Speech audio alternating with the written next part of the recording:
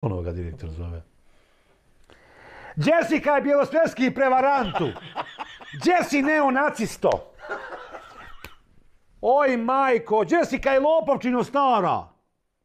Ti bi, kaže, i Kineze napravio neradnicima. Konju jedan. Stoko.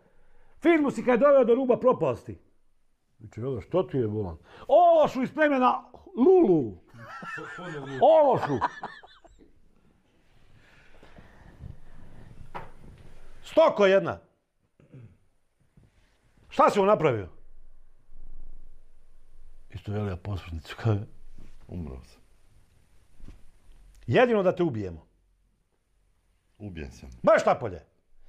Prebačen si sad on je prebačen sad u Bešin, rudnička garaža, da ga niko ne može vidjeti. Znači, gdje rudari ulaze doslovnim lampama i one go snimaju tu održavanje, nemoj se nikako dol pojavljivati.